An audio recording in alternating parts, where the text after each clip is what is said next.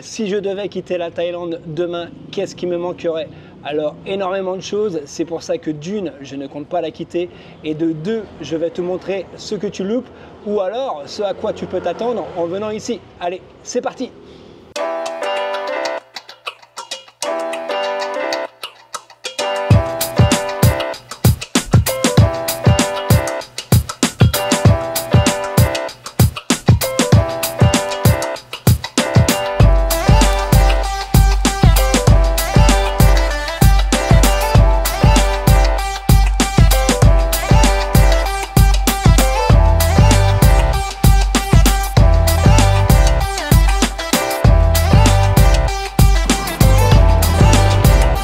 Je vais pas être super créatif, hein, mais la première chose qui me manquerait, ça serait le climat.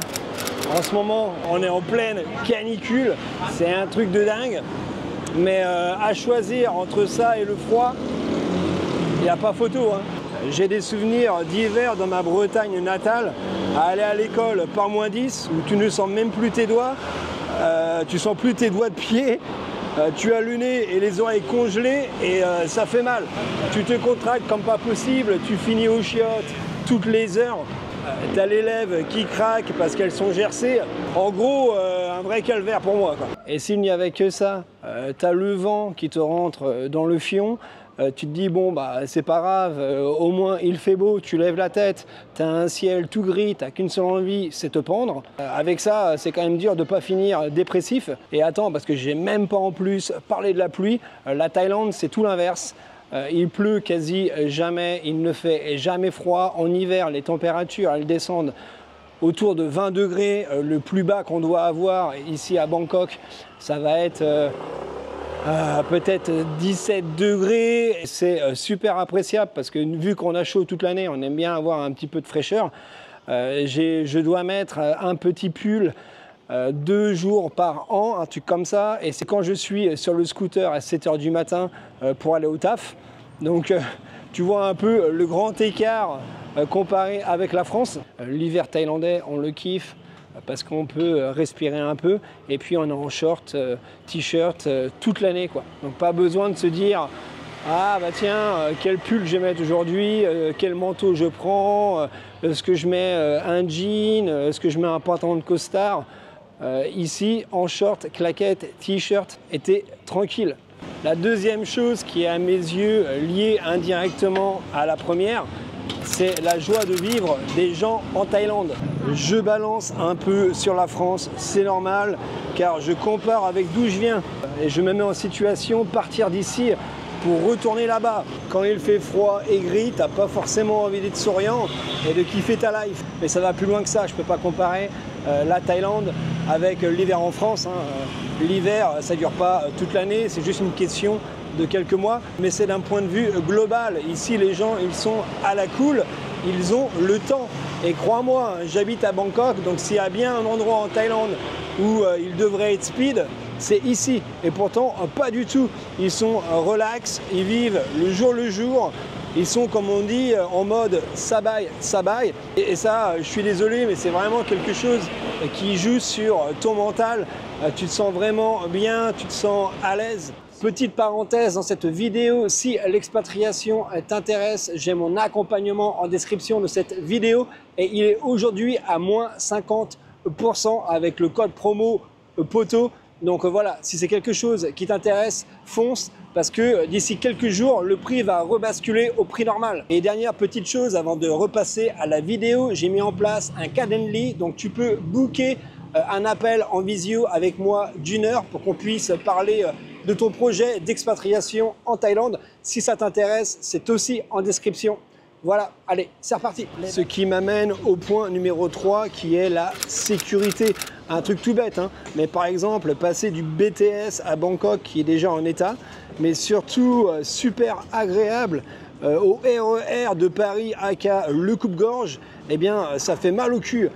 Tu peux me pondre n'importe quelle statistique sur la violence en Thaïlande, comme quoi le taux de criminalité y est plus haut qu'en France, etc. J'en ai rien à carrer. Je parle de mon vécu. Oui, les Thaïlandais peuvent vite vriller, hein, c'est connu. Hein. Beaucoup ont des armes à feu dans leur caisse, ça peut tirer pour un rien. Et il y a plein de toxitos qui se défoncent au whisky thaï ou au yaba, mais tu ne seras jamais emmerdé par un thaï, au moins que tu fais le con. La seule pêche que j'ai mis en Thaïlande, c'était un étranger. Le seul coup de pression que j'ai eu, c'était avec un étranger au seuil 11. Et la seule histoire que j'ai eue avec un Thaïlandais, c'est moi qui l'avais cherché. Donc après, bien sûr, je ne suis pas là à dire que tous les Thaïlandais sont des enfants de cœur. Hein. Tu as d'ailleurs peut-être eu, toi, des histoires avec certains d'entre eux. D'ailleurs, si c'est le cas, eh bien écoute, dis-moi ça en commentaire. C'est bien connu, les Thaïlandais ne disent pas non pour aller casser du phalangue, mais encore une fois, c'est si tu cherches la merde. Ça ne va pas être une embrouille gratos, comme tu peux voir en France. Et puis, crois-moi, ici, ça réagit bien plus vite que par chez moi, d'où je viens. Demain, si tu vois un phalangue foutre sur la gueule à un Thaïlandais, tu peux être sûr et certain qu'aux alentours, ça va bouger. Alors par contre, je ne vais pas te dire qu'ils vont te sauter dessus comme des fous furieux. Bien sûr, ça peut arriver, surtout s'il y a des taxis motobac à côté. Je ne sais pas pourquoi, ils sont plus chauds que la moyenne. Je pense qu'ils se font chier. Mais sinon, ils vont venir et puis ils vont se séparer. Mais ils ne vont pas être là à regarder comme ça pourrait être le cas en France. Salut toi. Oh, bah oui. Bah oui. Bah oui, mais t'es super beau toi. Oh, regarde-toi. Regarde-toi. On aime ça, nous, les chats. Hein, petit coquinou. Ce qui m'amène au point numéro 4, qui est le patriotisme. Le Thaïlandais aime son pays et c'est beau à voir. Et ça, c'est quelque chose qui me manquerait. Je ne vais pas faire de comparaison, mais tu vois très bien où est-ce que je veux en venir. Même si je sais très bien qu'en tant qu'étranger, on ne sera jamais perçu comme l'un des leurs, il n'empêche qu'il est très facile de se retrouver en immersion avec eux lors d'événements spéciaux. Et le temps d'un instant, partager notre amour commun pour ce beau pays qu'est la Thaïlande. C'est beau hein, ce que je viens de dire. Kinalai, look.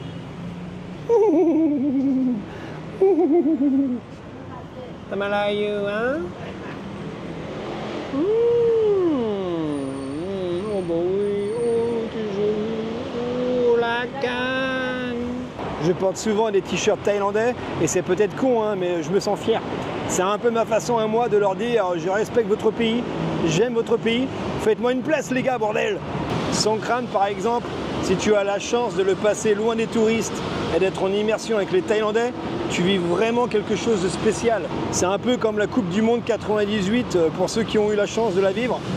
Tout le monde est uni, sauf qu'en Thaïlande, malgré quelques histoires à droite à gauche, 98, c'est toute l'année. Déjà un truc qui met les choses au clair dès le début, ils s'appellent tous frères et sœurs. Ça me fait penser un peu au Québec d'ailleurs. Petit clin d'œil à mes amis du Québec qui m'écoutent. J'y suis allé pendant un mois, quand j'avais 20 ans il me semble, pour un stage de vente. Et je me souviens très bien d'avoir été surpris quand je suis arrivé dans le centre commercial où j'allais travailler, de voir le staff me tutoyer. En tant que Français, c'est quelque chose qu'on ne fait pas. Donc j'avais été super surpris. Je m'étais même dit, à mon avis dans ma tête, hein, me connaissant, mais attends, mais on ne se connaît pas, on n'a pas élevé les cochons ensemble, pourquoi tu me tutoies?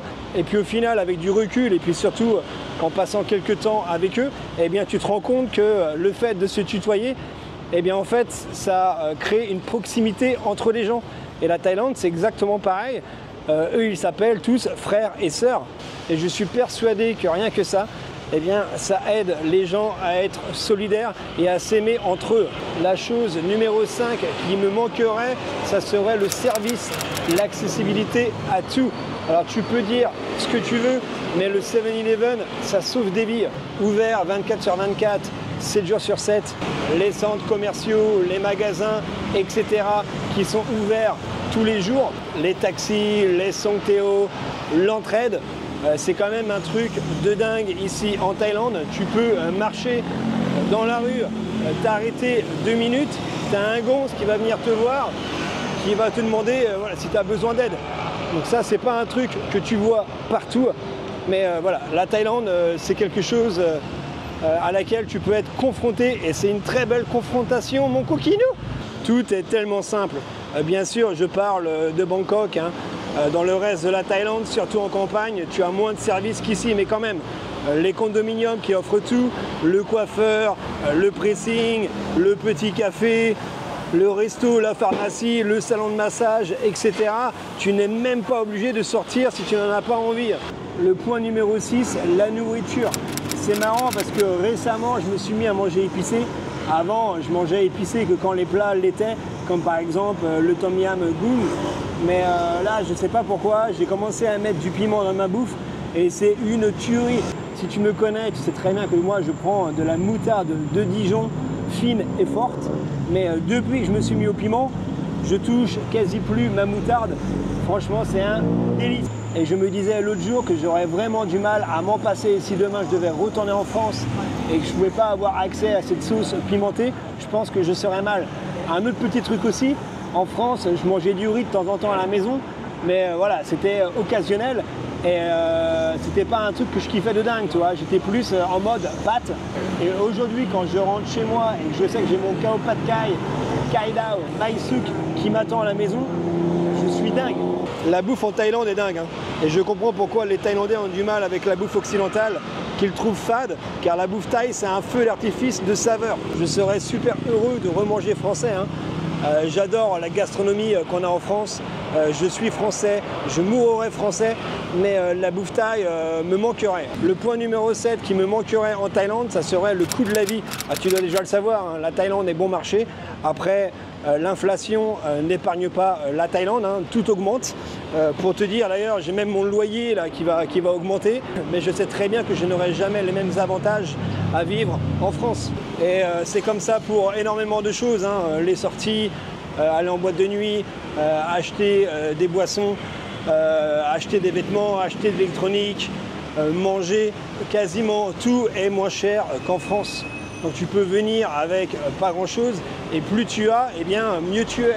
Le point numéro 9, les parcs et les marchés. Si tu me suis depuis un petit moment, tu sais que je kiffe aller dans les marchés et les parcs. Et la Thaïlande a de quoi faire. Vivant à Bangkok, j'ai besoin de temps en temps de me ressourcer dans un espace vert. Plus jeune, je voulais partir de ma campagne française. Maintenant, elle me manque. Et puis les marchés, c'est des découvertes, de la nourriture, une bonne ambiance, un sentiment de bien-être. Petit bémol par rapport à ces parcs, parce que bien sûr, tout n'est pas parfait en Thaïlande. En général, tu ne peux pas venir avec tes animaux de compagnie et tu ne peux pas manger et tu ne peux pas boire. Du moins, tu ne peux pas ramener de la bouffe et des boissons de l'extérieur. Le point numéro 10, la liberté. S'il y a bien un truc qui me gavait en France, c'était la police. Bon d'accord, je te vois arriver avec la corruption en Thaïlande, oui, mais tu vois, vivant à Bangkok, je ne suis jamais emmerdé. Alors oui, on m'arrête pour vérifier mes papiers, mais on ne m'a jamais arnaqué. Après, j'habite à Bangkok, je ne suis pas à Phuket. Mais à Phuket, si tu roules sans casque, si tu n'as pas ton permis, si tu es alcoolisé, c'est sûr qu'il va falloir que tu payes. Hein. C'est pas non plus open bar. En France, excès de vitesse, alcoolémie. Je n'ai jamais soufflé dans un ballon en Thaïlande. Le seul truc un peu chelou qui m'est arrivé, ça remonte à peine quelques semaines, c'est tout récent. Je me fais arrêter par chez moi. Le mec il me parle, je tourne ma tête à gauche parce que je ne sais plus ce que je faisais, j'enlevais mon casque, je sais plus vraiment. Je retourne ma tête vers la droite et tu avais le gonze qui avait sa tête collée à la mienne. En fait, il essayait de sentir si je puais l'alcool. Et il m'a dit, voilà, whisky.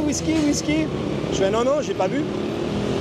Heureusement d'ailleurs, parce que j'étais sorti manger avec un collègue et il voulait qu'on prenne une bouteille de vin à deux. J'ai dit non, j'ai bien fait parce que je pense que je me serais tapé une belle petite amende. Mais voilà, c'est aussi les risques, hein. Il faut faire attention. Mais par exemple, tu vas pas te faire flasher ici à 59 au lieu de 50 et perdre 3 points. Tu peux te balader sans casque, même si c'est quelque chose que je ne conseille pas. Tu peux fumer de la beuh. Après, jusqu'à quand, on verra bien, parce qu'ils veulent changer les règles. Tu peux t'habiller comme tu le souhaites, tu peux être homosexuel, un ladyboy, une drag queen, un éléphant rose, peu importe, tu es libre, personne ne te juge. J'avais été il y a un an dans un restaurant avec des constructions gonflables au centre. sur une sorte de lac. Tu as peut-être vu la vidéo. Les gens picolaient, fumaient, mangeaient, chose qui serait impossible ailleurs parce que eh bien, c'est trop dangereux. Alors oui, ça peut paraître casse-cou pour certains, mais moi je kiffe cette liberté. Je sais que plein de choses sont interdites en Thaïlande, pas la peine de me faire une liste en commentaire. Je te vois venir avec les lois en ce qui concerne la monarchie en Thaïlande. On connaît la chanson. Moi, je te parle de mon vécu en tant qu'expat. Voilà pour ce qui est des 10 choses qui me manqueraient si je devais venir à quitter la Thaïlande demain. Maintenant, si toi qui me regardes, tu as envie de t'expatrier en Thaïlande et que tu as besoin d'aide, sache qu'en description de cette vidéo, tu as mon accompagnement, mais tu as aussi un appel Calendly avec moi en visio d'1 heure si tu préfères. Donc tu peux réserver un appel avec moi, hein. On passe 1 heure ensemble en visio, donc tu verras ma tronche de breton en live. Donc voilà, j'espère que tu as apprécié cette petite vidéo. Si tu es encore là, c'est que tu es un bon. N'oublie pas de t'abonner, de liker, de commenter. Un poil le nez. Moi, je te revois très vite pour de nouvelles aventures. En attendant, porte-toi bien. Ciao, poto.